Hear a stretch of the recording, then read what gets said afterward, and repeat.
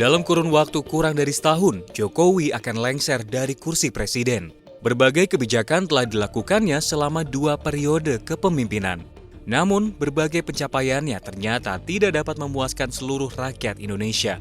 Jokowi justru malah banjir kritik. Dalam rapat paripurna DPR RI ke-24 pada 23 Mei lalu misalnya, tercatat fraksi Partai Keadilan Sejahtera dan Demokrat yang mengkritisi bahkan meminta penundaan atas kebijakan pemerintah terkait pembangunan ibu kota Nusantara. Fraksi Partai Demokrat meminta pemerintah untuk terus mendorong terjadinya belanja negara yang bersifat result-based dan memiliki multiplier effect sehingga anggaran yang sifatnya non-prioritas seperti IKN Nusantara bisa ditunda dan sebaiknya dapat difokuskan terlebih dahulu untuk stabilitas harga, kebutuhan pokok, dan energi untuk masyarakat kecil yang hidup di perkampungan dan di desa-desa.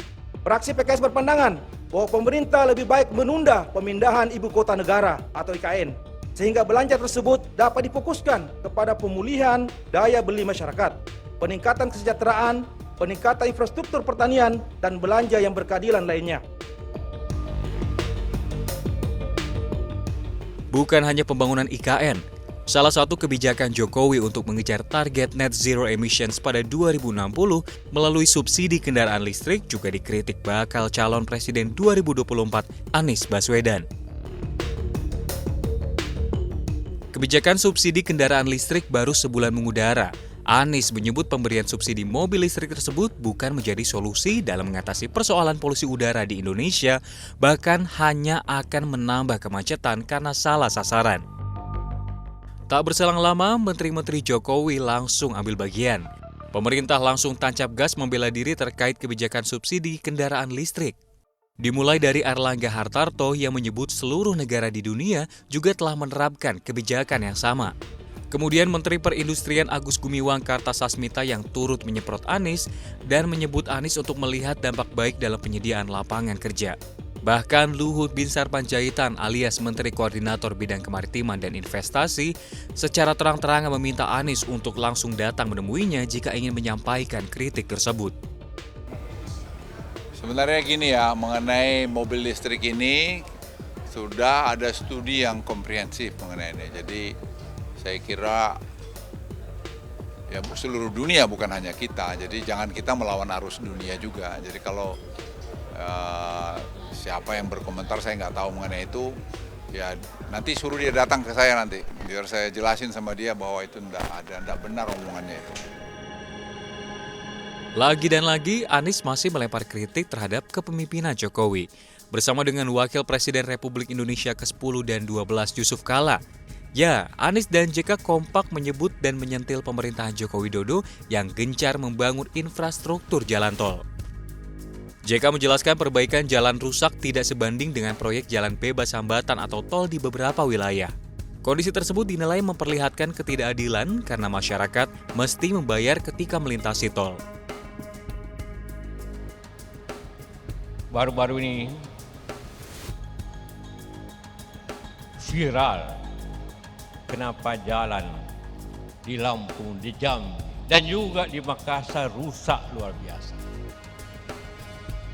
Di dalam pihak kita bangga bahwa pemerintah, juga waktu saya pemerintah, mempunyai jalan tol 2.600 km. Kita penting, kalau tidak macet untuk Lebaran. Dan lain-lain, penting sekali jalan tol. Tetapi 170.000 kilometer jalan rusak di Indonesia. Itu data BPS. Artinya adalah orang bisa menganggap kalau mau jalan baik hanya orang mampu yang bisa jalan baik karena dibayar. Tapi jalan rakyat yang jalan tiap hari oleh petani kita, oleh pedagang kecil kita, oleh siapapun, rusak tidak diperbaiki. Itu ketidakadilan untuk rakyat. Contoh yang kecil saja. Sementara itu, Anies menyinggung bahwa pencapaian pembangunan jalan era SBY 10 kali lipat dari pemerintahan Jokowi. Pemerintahan kali ini berhasil membangun jalan tol terpanjang dibandingkan periode-periode sebelumnya. 63% dari seluruh jalan tol berbayar yang ada di Indonesia itu dibangun di era pemerintah sekarang. Sepanjang 1.569 km dari total 2.499 km. Itu adalah jalan berbayar.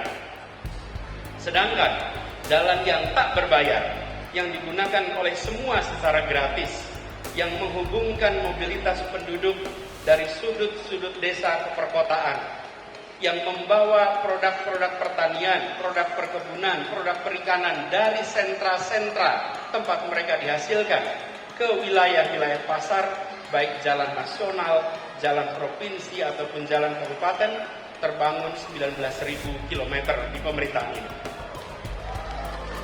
Kalau coba saya bandingkan dengan pemerintahan 10 tahun yang lalu, di zaman Presiden Pak SBY, jalan tak berbayar yang dibangun adalah sepanjang 144.000 atau 7,5 kali lipat. Bila dibandingkan dengan jalan nasional, di pemerintahan ini membangun jalan nasional sepanjang 590 km. Di era 10 tahun sebelumnya 11.800 km. 20 kali lipat. Kita belum bicara mutu, kita belum bicara standar dan lain-lain, kita bicara panjangnya. Kedua infrastruktur ini jelas diperlukan sama-sama. Tapi yang perlu kita perhatikan di sini adalah bahwa keberpihakan ketika bicara institusi ekonomi memberikan kesetaraan kesempatan kepada semuanya. Kita perlu memikirkan ke depan institusi yang inklusif, infrastruktur yang menunjang keseharian. Anies mengklaim Jokowi memang membangun 63% jalan tol yang ada di Indonesia, tepatnya 1.569 km dari 2.499 km tol yang ada. Dia kemudian menyebut pada era SBY jalan tidak berbayar yang dibangun sepanjang 144.000 km atau 7,5 kali lipat. Menanggapi kritik dari Anies Baswedan, Kementerian PUPR langsung membantah dan menyebut mantan Gubernur DKI Jakarta tersebut salah membaca data. Direktur Jenderal Bina Marga Kementerian PUPR Hedi Rahadian mengatakan yang disebut pembangunan jalan era SBY lebih panjang dari zaman Jokowi merupakan salah interpretasi data BPS. Adapun pembangunan jalan nasional yang dilakukan selama masa pemerintahan Presiden Jokowi, sejak tahun 2014 sudah ada pembangunan jalan kurang lebih 1.150 km. Pembangunan jalan nasional dan jalan tol di era Presiden Jokowi dilakukan secara seimbang. Tidak ada yang lebih unggul ataupun paling digenjot, baik dari pembangunan jalan berbayar maupun non-berbayar. Ya, acara ulang tahun ke-21 Partai Keadilan Sejahtera di Istora Senayan jadi ajang buka suara terhadap pemerintahan Jokowi. Tak hanya soal infrastruktur, JK juga mempertanyakan utang luar negeri Republik Indonesia yang dinilai paling besar sepanjang pasca kemerdekaan yang mencapai 1.000 triliun rupiah hanya dalam 1 tahun. Ia menilai permasalahan hutang yang tinggi ini harus segera diselesaikan pemerintah. Jika tidak ingin krisis ekonomi tahun 1998 kembali terjadi. Terlebih, JK menilai publik sudah dikecewakan dengan masalah sosial berupa pamer kekayaan dan barang mewah pejabat pemerintah. Setahun bayar bunga dan utang lebih 1.000 triliun. Terbesar dalam sejarah Indonesia sejak merdeka. Tentu saya juga berada dalam soal itu, walaupun sekarang sudah mulai berbahaya. Ibu-ibu pakai tas bagus sudah mulai musuh masyarakat. Apalagi tas Hermes. Bukan dia yang salah, suaminya yang ditangkap. Anak-anak pakai motor besar, jadi musuh masyarakat. Satu langkah lagi apabila ini tidak selesaikan keadilan, akan jadi lagi tahun 98. Menanggapi kritik JK, Menteri Keuangan Sri Mulyani menyebut hutang luar negeri Indonesia merupakan bagian dari strategi pembiayaan yang telah diatur oleh pemerintah. Kebijakan pemerintahan Jokowi memang telah menjadi sorotan dan menerima banyak kritik dari berbagai pihak. Namun, penting bagi kita untuk melihat kebijakan ini dengan sikap yang objektif dan kritis. Memimpin sebuah negara dengan kompleksitas seperti Indonesia bukanlah tugas yang mudah.